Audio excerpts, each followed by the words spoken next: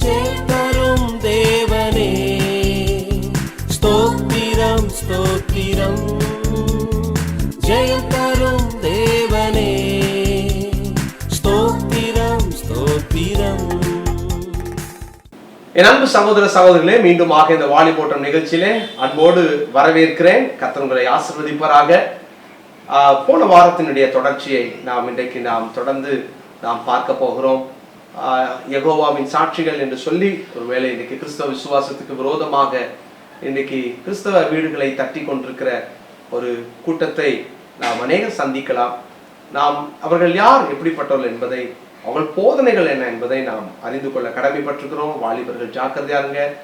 ஆண்டுடைய வார்த்தைக்கு விரோதமாக யார் போதித்தாலும் தைரியமாக எதிர்த்து நிற்க கற்றுக்கொள்ளுங்கள். கர்த்தர் ஆசீர்வதிப்பார். நிகழ்ச்சிக்கு போவோம். நம்ம போன வாரம் அந்த சார்ல்ஸ் ரேஸ் ரசல் அப்படின்றவர் யாருன்றதை நம்ம பார்த்தோம். தொடர்ந்து நம்ம இந்த வாரம் அவங்களுடைய போதனைகளை குறித்து நம்ம பார்ப்போம். ஆனால் நம்ம எகோவா சாட்சிகள் கொடுத்து பார்த்துட்டு வரோம். இதில் அவங்க அந்த எகோவான்னு சொல்றது அது பிதாவாகிய தேவனை மட்டும்தான் குறிக்குதா?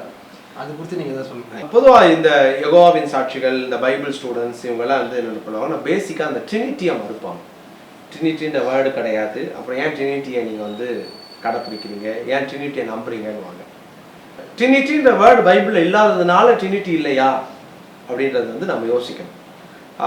உதாரணமாக நம்ம சொல்லணும் அப்படின்னு சொன்னால், நியூட்டன், ஐசக், இந்த கிராவிடேஷனல் ஃபோர்ஸ் இருக்கு இல்லையா, இந்த நியூட்டன் அவர் தான் கிராவிடேஷன் ஃபோர்ஸ்ன்ற ஒரு பேரை வைக்கிறார். அவர் வைக்கிறதுக்கு முன்னால் கிராவிடேஷன் ஃபோர்ஸ் இல்லையா பூமியில் இருந்து? அப்பவும் ஆப்பிள் கீழே தான் விழுந்துச்சு. அப்போ ஆப்பிள் அந்த இடத்துல நிற்கலை. இவர் கண்டுபிடிச்சதுனால தான் ஆப்பிள் விழுந்துச்சானா இல்லை. ஸோ பின்னாட்களில் இந்த ட்ரையூன் காடுக்கு ஒரு ட்ரினிட்டின்ற பேர் வைக்கிறாங்க. ஓகே, பைபிள் பேர் கிடையாது, ட்ரினிட்டின்ற பேர் இல்லை. அதனால் யூஸ் பண்ணக்கூடாதா அப்படின்னு சொன்னால் யூஸ் பண்ணுறதுல எந்த தப்பும் கிடையாது. ஸோ இந்த ட்ரையூன் காட் அப்படின்றது தான் நம்ம பார்க்கணும். அவ்வளோதான். பழைய ஏற்பாட்டு காலங்களில் இவங்க யெகோவா, பழைய ஏற்பாட்டில் வர யெகோவா அப்படின்றதால இவங்க பிதாவை தான் குறிக்குது அப்படின்னு சொல்லுவாங்க. இயேசு கிறிஸ்துவ குறிக்கலன்னு சொல்லுவாங்க. இவங்களுடைய போதனைகள் பேசிக்காக என்ன சொல்லுவாங்க அப்படின்னு பார்த்தீங்கன்னா, இயேசு கிறிஸ்துவ ஒரு ஆர்க்ஏஞ்சல் அப்படின்னு சொல்லுவாங்க. ஆர்க்ஏஞ்சல் சொன்னால் ஒரு பிரதான தூதன். அது யாருன்னா மிகாவேலை தான் அவர் படைச்சார். மிகாவேலையும் லூசிஃபரையும் படைச்சாரு. மிகாவேல் என்ன பண்ணாரு, ஏற்ற காலத்தில் கடவுள் என்ன பண்ணாரு, ரட்சிப்புக்காக இயேசுவா இந்த உலகத்துக்கு அனுப்பினார். சரியா? அதனால பழைய ஏற்பாடு காலத்துலலாம் தூதனானவர் அப்படின்றதெல்லாம் மிகாவேலை தான் குறிக்குது அப்படின்னு சொல்லுவாங்க. அப்போ இவங்க கிட்ட ஒரு கேள்வியை வச்சா, யெகோவாவை பார்க்க முடியுமா அப்படின்னு கேட்டால் அவங்க முடியாதுன்னு சொல்லுவாங்க. யெகோவாவை பார்க்க முடியாது அப்படின்னு ஆணித்தனமாக சொல்லுவாங்க. இயேசு கிறிஸ்து எப்படி பார்க்குறாங்கன்னா, இயேசு கிறிஸ்து பிதாவாகிய தேவன் சிருஷ்டித்தவர், சிருஷ்டிக்கப்பட்டவர். இயேசு அவர் சிருஷ்டிக்கப்பட்டவர் அப்படின்னு சொல்லுவாங்க. அவரும் ஒரு கிரியேஷன்ல ஒருத்தர் தான் அப்படின்னு சொல்லுவாங்க. மாத்திரம் அல்ல, இயேசு கிறிஸ்து தேவன் சொல்லக்கூடாது. அவர் தேவன், கடவுள் அப்படின்னு சொல்லிக்கலாம். ஆனா சர்வ வல்லமையுள்ளவர் அவர் தான். இயேசு இல்லாம பிதாட்டு வர முடியாதுன்றதெல்லாம் ஏற்றுக்கொள்வாங்க. ஆனா இயேசுவை ஆராதனைக்குரியவரா அப்படின்னு சொன்னா அவங்க ஒப்புக்கொள்ள மாட்டாங்க. கிடையாது, இயேசு நான் கடவுள் எங்கேயா சொல்லிருக்காரா அப்படின்னு சொல்லி தைரியமா கேட்பாங்க. ஆனா இது நம்ம நகைச்சுவையான ஒரு காரியம் என்னன்னு சொன்னா, பைபிள் இவங்க சரியா படிக்காததான் இவங்களுடைய பிரச்சனை. பழைய ஏற்பாட்டு காலத்துல அப்போ யெகோவாவை யாராவது சந்திச்சாங்களா அப்படின்னா சந்திக்கல அப்படின்னு சொல்லுவாங்க. வேதம் ரொம்ப தெளிவாக, மிக அழகாக வேதம் சொல்லுகிறது. நீங்க ஆதியாகம புஸ்தகம் 18ஆம் அதிகாரம் முதல் வசனத்தை வாசிங்க. பின்பு கர்த்தர் மம்ரேயின் சமபூமியிலே அவனுக்கு தரிசனமானார். அவன் பகலின் உஷ்ண வேளையில் கூடார வாசலிலே உட்கார்ந்திருந்து தன் கண்களை ஏறெடுத்து பார்க்கும்போது இதோ 3 புருஷர் அவனுக்கு எதிரே நின்றார்கள். இப்ப அங்க கவனிச்சு பாத்தீங்கன்னா, பின்பு கர்த்தர் தரிசனமானார். யெகோவா தரிசனமானார். யாருக்கு தரிசனமானார்? ஆபிரகாம். யெகோவா ஆபிரகாமுக்கு தரிசனமானார். பிதாவை பார்க்க முடியாது. ஏன்னா வசனம் சொல்றது, பிதாவை ஒருவனும் ஒரு காலம் கண்டதில்லை. யாராவது நான் பிதாவை பார்த்தேன் அப்படின்னு சொன்னா பொய். ஏன்னா வசனம் சொல்லுது, அவ்வளவுதான். வசனம் சொல்லுது. ஆமா, தேவனை ஒருவனும் ஒரு காலம் கண்டது இல்லை. அப்போஸ்தலனாகிய பவுல் அதை ஊர்ஜிதப்படுத்துறார்.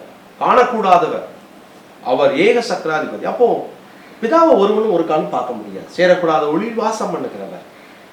அப்படிப்பட்ட சர்வ வல்லமையுள்ள தேவனை யாரும் பார்க்க முடியாது. ஆனால் இங்கே மம்ரேயின் சமபூமியில வச்சு கர்த்தர் தரிசனமானார் அப்படின்னு இருக்குது இல்லையா? நீங்க யோவான் 8ஆம் அதிகாரத்துக்கு வாங்க. யோவான் 8ஆம் அதிகாரம் 56ஆம் வசனம். யோவான் 8:56 வாசிங்க. உங்கள் பிதாவாகிய ஆபிரகாம் என்னுடைய நாளை காண ஆசையாயிருந்தான், கண்டு களி கூர்ந்தான் என்றார். பிதாவாகிய ஆபிரகாம் கண்டால் களி கூர்ந்தார். யார? யெகோவா. இங்க இயேசு சொல்றாரு என்னை கண்டான்றார். 18ஆம் அதிகாரம் 1ஆம் வசனத்துல அங்க தரிசனமானார். உடனே யூதர்கள் கேட்கிறாங்க அவரை நோக்கி 57ஆம் வசனத்துல, உனக்கு இன்னும் 50 வயது கூட ஆகலையே, நீ எப்படி பார்த்த? உடனே அவர் என்ன சொல்றாரு பாருங்க. அதற்கு இயேசு, ஆபிரகாம் உண்டாகிறதுக்கு முன்னமே நான் இருக்கிறேன் என்று மெய்யாகவே மெய்யாகவே உங்களுக்கு சொல்லுகிறேன். அது மாதிரி அவங்க பாத்தீங்கன்னு சொன்னா அங்க தரிசனமானார். யார் தரிசனமானார்? அங்க யெகோவா தரிசனமானார். யெகோவா அப்படின்னாலே எபிரேயத்துல 4 எழுத்துக்களை கொண்டது. யோடு ஹே வாவ்ஹேன்னு சொல்லுவாங்க. பலத்த கையில ஆணி கடாவப்பட்டவரா தன்னை வெளிப்படுத்துறவர்ன்ற இந்த வார்த்தை தான் யோடு அப்படின்னா பலத்த கைன்னு அர்த்தம். ஹே அப்படின்னா பிஹோல்ட், இதோ அப்படின்னு அர்த்தம். வாவ் அப்படின்னா ஆணின்னு அர்த்தம். இந்த யாஹ்வே அப்படின்ற வார்த்தையே ஆண்டவராகிய இயேசு கிறிஸ்துவை குறிக்கிறது. அப்போ இவங்களுடைய கூற்றின்படி ஒரு டாக்டரினை உருவாக்கிட்டாங்க. அதை கடைபிடிக்கிறதுக்காக புது பைபிள், அதை ஸ்ட்ராங் பண்றதுக்காக இவங்களுடைய உபதேசங்கள். இதுக்கு கிளாஸ் எடுத்து, இது வேற, இதுக்கு கிளாஸே தேவையில்லை. இது அழகா பைபிளை படிச்சாலே ஒரு மனுஷன் புரிஞ்சிக்கலாம். இதுக்கு வந்து உட்காந்து கிளாஸ் எடுத்துட்டு உட்காந்துட்டு இருக்க வேண்டிய அவசியம் கிடையாது. நீங்க வெளிப்படுத்துற விசேஷத்துல பாத்தீங்கன்னா ஆதி அந்தமானவர் யாருன்னு கேட்டா அவங்க யெகோவா விட்னஸ்காரங்க சொல்லுவாங்க, ஆதி அந்தமானவர் யார் அப்படின்னா அவர் யெகோவா தான் அப்படின்வாங்க. இயேசு கிறிஸ்துவுக்கு எட்டர்னிட்டி கிடையாதுன்னு சொல்லுவாங்க. அவர் நித்தியமானவர் அப்படின்றத ஒத்துக்க மாட்டாங்க. நித்தியமானவர் யெகோவா மட்டும்தான் அப்படின்னு சொல்லுவாங்க.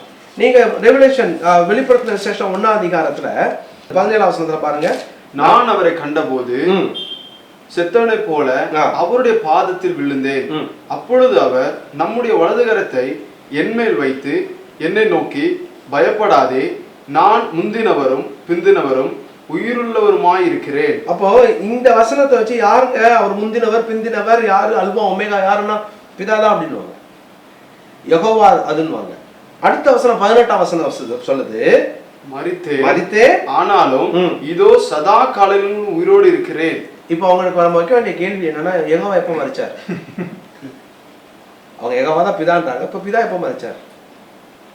சோ குமாரனாகிய இயேசு கிறிஸ்து தான் மரித்தார். அததான் இங்க சொல்லு 18ஆம் வசனத்துல மரித்தேன் இயேசு சொல்றார்.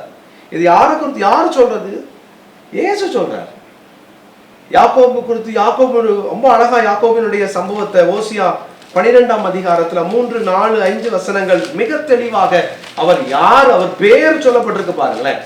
ஓசியா 12ஆம் அதிகாரத்துக்காக 3வது வசனம். அவன் தாயின் கற்பத்திலே தன் சகோதரனுடைய குதிங்காலை பிடித்தான், தன் பலத்தினால் தேவனோட போராடினான், அவன் தூதனானவரோட போராடி மேற்கொண்டான். இயேசு பழைய ஏற்பாட்டுல எங்கெல்லாம் வெளிப்படுறாரோ அங்கெல்லாம் தூதனானவராத்தான் வெளிப்பட்டார். தூதனானவர் அப்படின்னு சொல்றது அங்க இயேசு கிறிஸ்துவ தான் குறிக்குது. அது மிகாவேல குறிக்கிறது கிடையாது. அவருக்கு பேர் என்னவா பாருங்க. அழுது அவரை நோக்கி கெஞ்சினான். பெத்தேலிலே அவர் அவனை கண்டு சந்தித்து அவ்விடத்திலே நம்மோட பேசினார். கர்த்தராகிய அவர் சேனைகளின் தேவன் யெகோவா என்பது அவருடைய நாம சங்கீர்த்தனம். யாக்கோபு சந்திச்சது யாரு? யெகோவா. யெகோவா. பிதா ஒருவன் ஒரு காலம் கண்டது இல்லை. யோவான் 1ஆம் அதிகாரத்துல ரொம்ப தெளிவா வாசிக்கிறோம். இவங்க அவர் வந்து தேவன் கிடையாது அப்படின்னு சொல்லுவாங்க. இயேசு கிறிஸ்துவனுடைய தெய்வீகத்தை வந்து ரொம்ப மறுதளிப்பாங்க. இயேசு கிறிஸ்து வந்து கடவுள் கிடையாதுன்றதுல ரொம்ப ஸ்ட்ராங்கா சொல்லுவாங்க. ஆனா இயேசு கிறிஸ்து தேவன் தான் என்பதற்கு யோவான் சுவிசேஷத்தினுடைய 1ஆம் அதிகாரம் 1 வசனம் 2ஆம் வசனம் 3ஆம் வசனம் சொல்லுது பாருங்களேன்.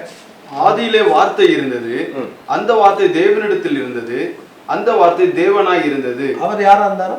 தேவனா இருந்தார். அவர் ஒரு மனுஷன் அல்ல, அவர் தேவனா தான் இருந்தார். மிக அற்புதமான வார்த்தை, அவர் தேவன். இயேசு தேவனா? யோவான் 1ஆம் அதிகாரம் 1ஆம் வசனமே சொல்லுது, சகலமும் அவர் மூலமா உண்டாயிற்று. கிரியேட்டர் யாருன்னா பிதாதான் அப்படின்வாங்க.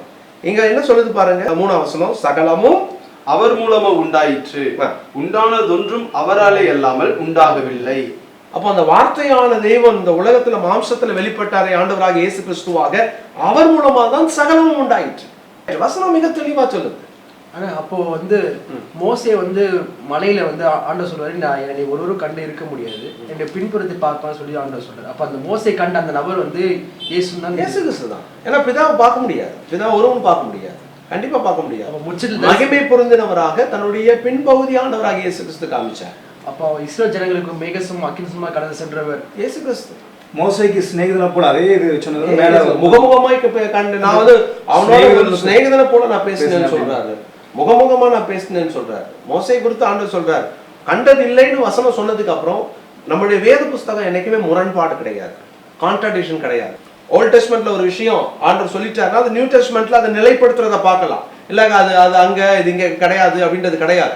அங்க நிழலாட்டமா இருக்கும், இங்க நிஜமா இருக்கும். இங்க வந்துட்டு அங்க அங்க ஷேடோவா இருக்கும், இங்க சப்ஸ்டன்ஸை நம்ம பார்க்கலாம். ஹோல் பைபிள் அப்படிதான். பைபிள்ல நமக்கு முரண்பாடு நம்ம பார்க்க வேண்டிய அவசியம் இல்லை. பைபிள்ல நம்ம எந்த இடத்துலயும் வந்துட்டு அது இருக்காது, அது மாறி இருக்கலாம் சொல்ல வேண்டிய அவசியம் கிடையாது. நீங்க ஒருவேளை இப்படிப்பட்ட யெகோவாவின் சாட்சிக்காரர்ல நீங்க போய் கேளுங்க. அந்த வனாந்திரத்துல யார் நடத்தினா, இஸ்ரவேல் ஜனங்களை வனாந்திரத்துல யார் நடத்தினா அப்படின்னு கேட்டா யெகோவா தேவன் சொல்லுவாங்க. சரியா? நீங்க இன்னொரு வசனத்தை அவங்களுக்கு காட்டுறேன். அப்போஸ்தலனாகிய பவுல் கொரிந்து சபைக்கு எழுதின முதலாவது நிருபம் 1 கொரிந்தியர் அந்த 10வது அதிகாரத்தை பாருங்க. 1 கொரிந்தியர் 10ஆம் அதிகாரம் 8வது வசனத்துல இருந்து வாசிங்க. அவர்களில் சிலர் வேசித்தனம் பண்ணி ஒரே நாளில் 23,000 பேர் விழுந்து போனார்கள். அதுபோல நாமும் வேசித்தனம் பண்ணாது இருப்போமாக. அவர்களில் சிலர் கிறிஸ்துவை பரீட்சை பார்த்து, யார பரீட்சை பார்த்து? கிறிஸ்துவை பாம்பினால் வாதிக்கப்படுறாங்க. அப்போ அங்க வசனம் சொல்லுது அவர்கள் சிலர் கிறிஸ்துவ பரீட்சை பார்த்தாங்க. இன்னைக்கு இந்த நியூ வேர்ல்டு டிரான்ஸ்லேஷன் இருக்கு இல்லையா, இவங்க எழுதிக்கிட்டது நியூ வேர்ல்டு டிரான்ஸ்லேஷன் அதில் யெகோவான்னு போட்டுட்டாங்க. அதில் யெகோவான்னு போட்டுக்கிட்டாலும் இப்போ அவங்களுக்கு என்ன ப்ராப்ளம்னா, விஷயம் தெரியாத யாராவது ஒருத்தர்கிட்ட போயிட்டு அது வந்துட்டு யெகோவாங்க உங்க பைபிளில் இருக்குங்க, கிரீக்கில் அதுதாங்க இருக்கும். நாங்கள் நம்மகிட்ட கிரீக் பைபிள் இருக்கு, கிரேக்க வேத புத்தகத்தை வந்து பார்த்தா மிக தெளிவாக இருக்கு. அதில் கிறிஸ்டோஸ்ன்னு இருக்கும். மூலமொழியில் எழுதப்பட்டது கிறிஸ்டோஸ், கிறிஸ்துன்னு தான் இருக்கும், யெகோவான் இருக்காது. அவர்கள் கிறிஸ்துவ தான் பரீட்சை பார்த்தாங்க. வனாந்திரத்துல அவங்க கிறிஸ்துவ பரீட்சை பார்த்தாங்க. வனாந்திரத்துல அவங்களை நடத்துனது கிறிஸ்து. அவங்க ஞான கண்மலையின் தண்ணீரை குடித்தாங்க. அந்த ஞான கண்மலை கிறிஸ்து.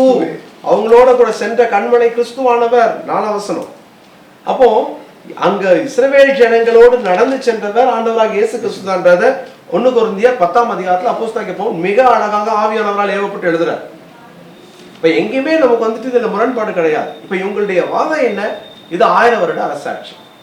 நம்ம அதுல என்ன டேஞ்சர், அதுல என்ன அவங்களுடைய அடுத்த போதனை அப்படின்றத நம்ம அடுத்த வாரம் நம்ம பார்க்க போறோம். ஆனால் ஆண்டவராக இயேசு கிறிஸ்து அவர் எல்லாவற்றிலும் அவர் முதன்மையானவர், எல்லாவற்றிலும் அவர் இந்த உலகத்துல வந்துட்டு உயிரோடு எழுந்தவர்.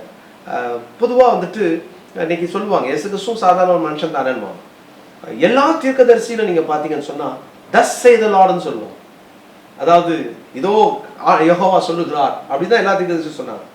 இவர் மாத்திரம் சொல்லும்போது நான் சொல்றேன்றார், நான் சொல்லுறேன்றார். எங்கேயாவது வந்துட்டு இப்படி கடவுள் சொல்லுகிறார் அப்படின்னு எங்கேயாவது அவர் பைபிள்ல சொல்லிருக்காரா பாருங்க.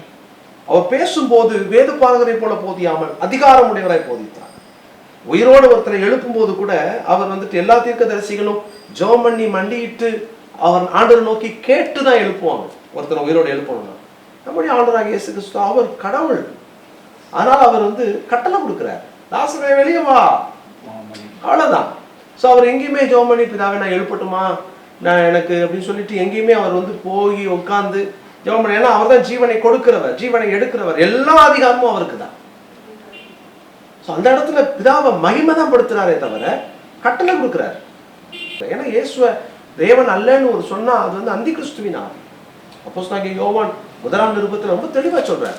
இப்போ நம்ம வந்து இப்படிப்பட்ட வஞ்சனைகளுக்கு ஜாக்கிரதையா இருக்கணும். இன்னைக்கு வாலிப பிள்ளைங்க சபைக்கு வராங்களோ இல்லையோ இந்த மாதிரி நிறைய போதனைகளை இழுப்புன்றத நம்ம பார்க்குறோம். அதனாலதான் இந்த நிகழ்ச்சியில நம்ம ஓப்பனா இந்த வாலிபர்களுக்கு நம்ம சொல்ல வேண்டிய கடமையில கட்டாயத்துல நம்ம இருக்கிறோம். அதனால இன்னைக்கு கிறிஸ்தவ பெற்றோர், அருமையான போதகர்கள் நம்முடைய வாலிபர்களை குறித்து நம்ம ஜாக்கிரதையா இருக்கணும். வசனத்துல இயேசு கிறிஸ்துவ தேவன் இல்லை, அவருடைய தெய்வீகத்தை, அவருடைய அந்த டேட்டியை வந்து மட்டுப்படுத்துற யாரா இருந்தாலும் நீங்க எச்சரிக்கையா இருங்கள். கடைசி நாட்கள் வஞ்சிக்கப்பட்டு போகாதுங்க. ஆண்டவரே நான் ஜாக்கிரதையா இருக்க, நான் விழுந்து போகாம இருக்க, எனக்கு கிருபத்தாங்கன்னு சொல்லி நம்ம ஜெபிப்போம். கர்த்தர் இரக்கம் செய்வார். ஜெபம் இல்லாம நல்ல தகப்பனே, நாங்கள் இணைந்து போய் நோக்கி பார்க்கிறோம். நான் நிற்கிறேன் என்று சொல்லுகிறவன் விழாதபடி எச்சரிக்கையா இருக்க கடவன் என்று வாசிக்கிறோம்.